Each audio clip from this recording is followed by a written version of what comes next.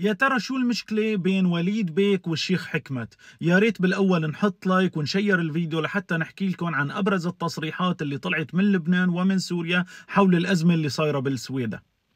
خلونا نسمع بالبداية شو كان رد وليد بيك لما انسأل على قناة العربية عن موقفه بالنسبة لمحاسبة الشيخ حكمت الهجري. المسؤولية هل تتحملها إدارة الرئيس السوري أحمد الشرع؟ هل يتحملها الشيخ العقل الدرزي حكمة الهجري؟ من يتحمل النسبة الأكبر فيما حدث؟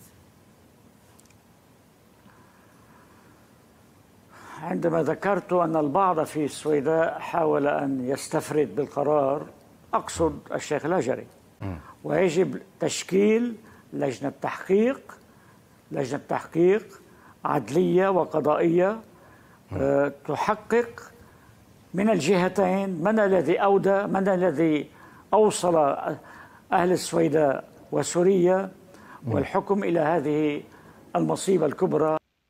بنفس الوقت الشيخ الهجري ما جاوب بنفسه، ولكن خلى حدا من رجاله ترد. مثل مين؟ مثل البوست اللي نزله ماهر شرف الدين على صفحته، وشوفوا كيف عم يتهم وليد بيك بتآمره على الشيخ الهجري، وبأنه دعم الشيخ أليس البلعوس، وبأنه لازم محاكمة وليد بيك في لبنان.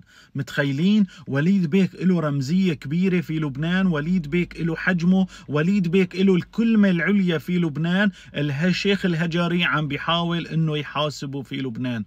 بصراحة انا ما بدي احكي كتير، ولكن بدي الخص بكلمتين. اذا بنتذكر نحن مواقف وليد بيك في لبنان ومنقارن بين الشخصيتين، هل يا ترى وليد بيك انسان ضعيف؟ هل يا ترى الشيخ الهجري انسان قوي؟ مين دافع عن الطائفة اكثر؟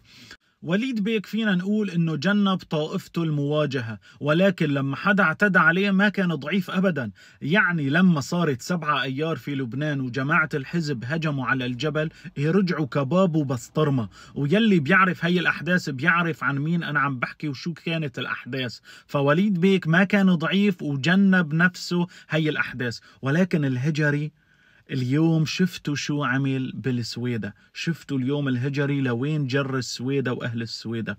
أنا ما رح أزود بالكلام، يا ريت تكتبوا لي رأيكم بالتعليقات، مين اللي قدر يحمي الطائفة أكثر، وليد بيك ولا الشيخ الهجري؟ تحياتنا لكم.